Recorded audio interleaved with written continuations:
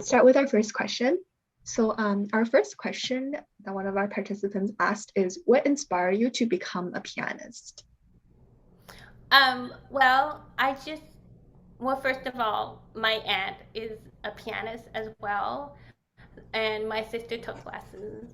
Um, I was inspired because I love to play and it makes me the happiest. And they always say that you should find something that you would do for free, and that is definitely piano for me. I love to play.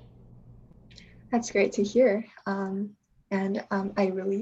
also think that piano is a really amazing instrument, and it's a really great way to like relieve your stress after a long day of work, and also just it's really fun to play in general. And that leads on to our second question is what is your favorite experience of being a pianist? I'm sorry, I didn't hear the question. I'm Oh, sorry, can you repeat? what is your favorite experience of being a pianist? Oh, okay. My favorite experience is really to be able to bring joy to other people that come to my concerts. I'm able to travel to many, many countries. I think I've traveled to over 40 countries now. And I've also been able to meet a lot of different people all over the world. And that makes me really, really happy.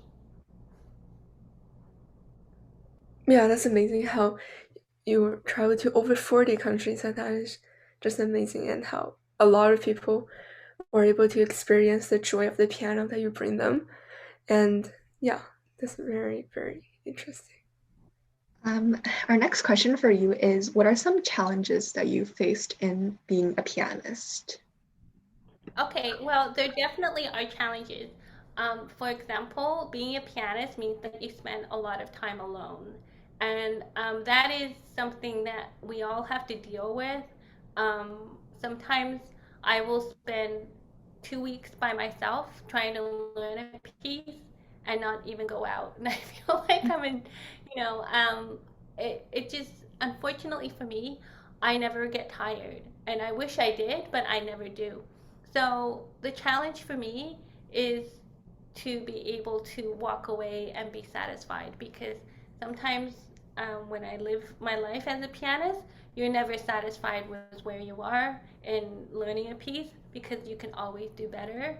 And that's definitely challenging for me, just to accept where you are um, your progress. I don't know if that makes sense, but Yeah, there's always something else to do. Whereas if you do another profession, you can stop at 5 o'clock. But as a pianist, there's always something else you can do, and that's really challenging for me. yeah, that's really relatable because I think personally for me as well, I am a perfectionist. So sometimes like you always think that there's always something better that you can do. There's always more that you can do above what you're already achieving. So it's definitely sometimes really hard to just accept that like it is what it is and you're already like really good at like the piece or you're already really good at what you're doing. So that's definitely But really there's always room relatable. for more. Yeah. It's always an ongoing process. Yes. That's very challenging. It's also a very lonely profession Mhm. because you spend so much time by yourself. But that's like for any other musician or Yeah. sports, or Yeah. athlete. You spend a tremendous amount of time by yourself. So Yeah. it's another challenge.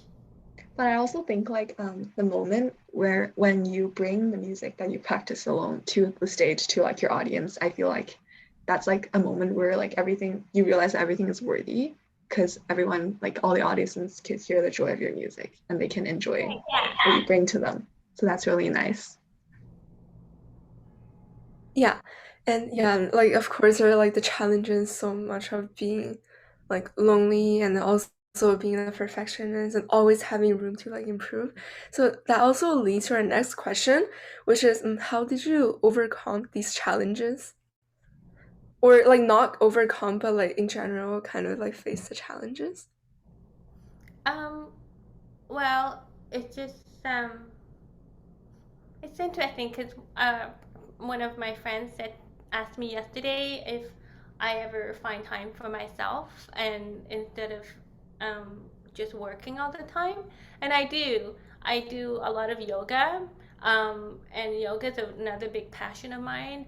So I try to find time for myself just to get away from my instrument, because otherwise you spend so much time like at your instrument, and I relieve my challenge by trying to, just to find other hobbies to do and to get gratification from that as well. Yeah, like it's like having a stress reliever and like to have a break and then to regain energy and we can like go back to practice and then be more efficient and more effective. That's very, very relatable and Yeah. a good idea. Yeah. And our next question for you is, what advice would you give to students who are interested in pursuing music? My advice, well, there's so much advice I can give, um, but you really have to believe in yourself and to, um, the first thing that came into my mind, I'm sorry, I'm changing, is that you really have to find a good mentor. I mean, I was really lucky because I had a lot of good mentors in my life, but you need to find the right teacher for yourself. And then after that, you really need to believe in yourself and to keep going no matter what the challenges are, because there's always going to be challenges when you're in music, and there's always going to be somebody who doesn't like what you do, and there's always somebody that likes what you do, and it doesn't matter because you have to like what you're doing. So I will take an example, which is that I don't know if I'm getting off topic, but I had a really good review from a really good paper that was difficult to get. Like, it was a very challenging critic, and I came back from the city and showed my teacher the review because I was so proud of the review, and he wasn't um, impressed because he said that it didn't matter, because just because he likes it doesn't mean that it's good, or just because somebody else doesn't like it doesn't mean it's not good. You just have to believe in yourself. Does that make sense? Yeah, that makes sense. And I think it's a really great piece of advice because I think especially in music, like when beginners are starting off, there's always going to be like those challenges, those setbacks that they have to overcome. So I think keeping a positive mindset and just like believing yourself in general will really help with trying to overcome these setbacks, I think. Definitely. Yeah. Um, Our next question is what did you enjoy the most about studying at Juilliard? um well, no, I'm sorry, my answer is so generic because when you're at Juilliard you meet so many people, um and all of my classmates are very, very successful. So I feel very privileged that I was there when they were there and that I got to know all these great people. But of course, the professors. I mean, I got to study with the best of the best and to study different things. Also, just being in New York City, it made me love New York, and I'm still here. I never intended on staying in New York City. I always thought that I would come to Juilliard and then leave, but I just fell in love with the city. So being at Juilliard, we had a lot of opportunities to perform, and it's a very supportive school. They want their students to do well, and we got a lot of opportunities to play at different venues all over the city. it's really Yeah, cool. Sorry. I just want to say I think that's really cool, and I think it's really great to be like surrounded by those like-minded individuals and to be surrounded by people who are also very motivated and passionate about music as you. That's true. You mentioned a good point, is that you're with people who are like you, and Mhm. even when I was in high school, I never thought that anybody understood who I was because I was a musician. And then when you meet other people who are like you, it's really fantastic. yeah, it creates like a really encouraging environment where it seems like you have people who are working by your side and then you can also like just Yeah. keep on improving in that environment. Yeah. Hmm. Yeah, and then our next question for you is, what is your piano practice routine? And they wanted to know around how long do you spend practicing piano every day? Okay, well, I practice, of course, more when I have a concert coming up, I have to admit. But my piano routine, I think, always is to I learn my hands separate first. Is that what you mean? Yeah, Is that what basically. you're asking? Yeah, I Yeah. always learn my hands separate first, and I'm a really big believer in slow practicing and also different touches. I practice in sections. I practice without pedal, and then I do that. I practice in stages, when I learn a piece. I always practice at the end first because I want it to get easier towards the end. And then after that, I just put the coloring touches on. As I said, I don't get tired.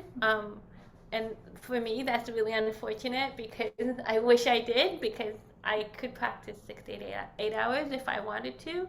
Mm. Um, so it just depends. I'm not saying that I practice that much every day. I certainly don't. My neighbors would go crazy if I did.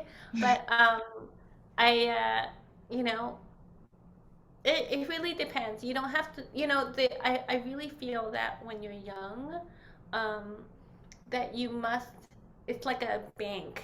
When you're young, you have to do all the technique when you're young because then you reach the gratification later. You make a deposit when you're young, and then later you reap all the benefits of doing all that work when you're young. Now, I personally feel like I didn't do all that work when I was young.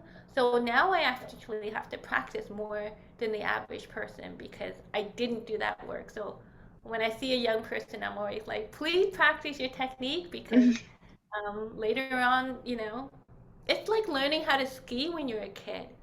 Do you know what I mean? Like Yeah. when you're a kid, you always know, like when you're on the ski hill, I don't know if you ski, but you always know who started early, because they're the ones that are just going down the hill so fast. And it's the same as piano. I mean, there are exceptions. I'm not saying, you can't start later, but you need to put in a lot of time when you're young. Yeah, and I agree. I also think practice is really, really important because without practice, like I think um, talent is important, but also if you don't practice, if you only have talent, like it'll be really difficult for you to like move past that part of like your piano journey. Yeah. And that brings to our next question about what do you like the most about teaching piano, and what are some, like, what is one piece of advice that you can give to beginner music students?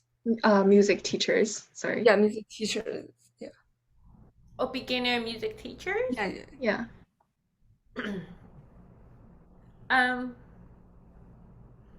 well, I mean, definitely music brings everyone joy. Um, I I like to teach because I see how much joy it brings to my students. Um, and beginner piano teachers, I just really I need to emphasize that you need and this is something I had to learn for myself, which is to not try and teach everything in one day. Like when a student plays, you have to listen and then I would say that I speak about I always say I speak about 10% of what I'm thinking. You have to kind of edit what you want to say, um, just to make sure that you're encouraging and being critical at the same time. That's really interesting. And I think it makes sense how I think a lot of young music students might find like if you try to tell them everything at the same time, they might find it overwhelming and hard to understand. So breaking it down into like pieces and like editing what you say, I think that's a really good piece of advice for Yeah, beginners. yeah. I had to learn that because my first students, I would teach them like 2 hours because I couldn't stop talking. But Yeah, now I'm going to edit myself so that I'm not spending 2 hours on one student. yeah, Uh-huh. Yep, because I think there's always like a lot to teach, and like it's impossible to just teach everything at once. Impossible, yes. Yeah. So it's Okay. like a building up process of what we teach them. I mean, like music teachers teach the students. Hmm. Yeah. And then and then the last question we have for you today is, what are the best parts of being an RCM examiner, and what is your favorite experience? Okay. I used to be an RCM examiner. I did it for from I think decades actually. Um, but the best part is really hearing how, the fruition of everybody's pieces after 1 year of practicing. Um, that is such a joy to see. Um, just just to know that everybody loves piano, it's just a joy to see all these students.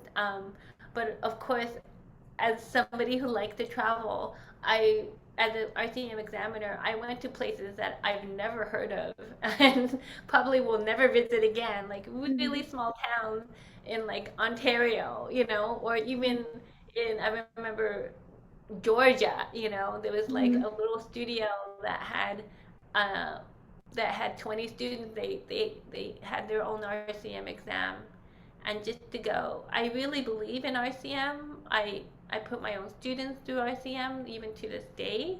I love how it's so comprehensive. Um, you're from Canada, so I don't need to sell it to you, but in Mhm. America, it's not that well known. So um, I love RCM and the ear training that goes with it. Yeah. Yeah, that's great to hear. And again, I think it's really nice to just hear like younger piano players and like basically like be surrounded in the environment of people who are also very interested in music, just like you. So that's really nice to hear. Yeah. Fantastic. Yeah, and that was our last question for this interview today. Do you have any last thoughts? I'm so glad, and I hope that my answers will inspire at least one person, and that would make me happy. I'm sure it will. I'm sure our members will be really interested in watching this interview afterwards and hearing your answers to our questions, to their questions. Yeah. Thank you so much for asking me to participate. Yeah, Thank thank you for you. the interview.